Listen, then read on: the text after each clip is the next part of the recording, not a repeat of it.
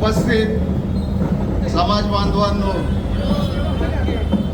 आज या ठिकाणी मला अभिमानानं सांगावंसं वाटतं, वडगाव शेरी समाचार हे साप्ताहिक आहे आणि याचे संपादक आहेत नानासाहेब रामचंद्र शिरसाट। आज या वडगाव शेरी समाचार वृत्तपत्राचं प्रकाशन समारंभ माझ्या हस्ते होत आहे, याचा मला अभिमानच नाही तर गर्व वाटतो।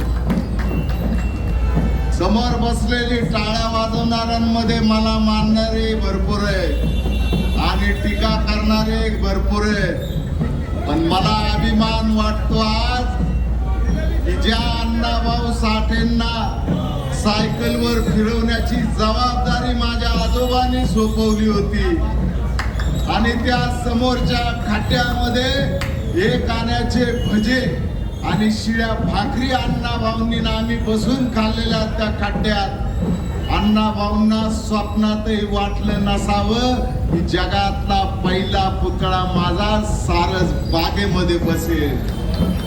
आणि आज ही सत्य घटना आहे। तर समोर बसलेले आमचे एक संपादक आहेत, ते म्हणले फकीरा रानोजी मांगाची आई तडाख्यांची कशी। मग आम्ही त्यांना 7/12 काढून दाखवला।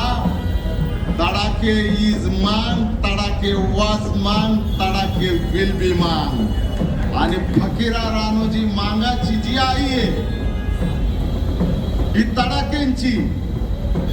अण्णाभाऊला इथं फिरवण्यामागचा माझा संबंध असा, 1943 साली अण्णाभाऊ साठेंनी पोवाडा लिहिला होता शेतकऱ्यांच्यावर झालेल्या अन्यायाच्या विरोधात आणि अण्णाभाऊला पुण्यामध्ये पकडून शिक्षा झाली होती। त्यावेळेला माझे आजोबा स्वर्गीय आबासाहेब तडाखे हे अण्णाभाऊंना जामीन झाले।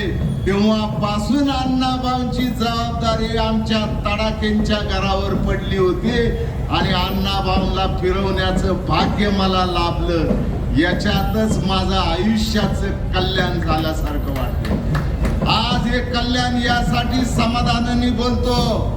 पत्रकार साहेब आवर्जून छापा बातमीमध्ये या वृत्तपत्राचं जे प्रकाशन माझ्या हस्ते होत आहे, ते प्रकाशन माझ्या समाजाला उद्याचे लोकसंख्येच्या प्रमाणात आरक्षण मिळणार आहे आणि माझी मुलं, माझी नातवंड उद्या परवा IAS IPS IFS अधिकारी होणार आहे।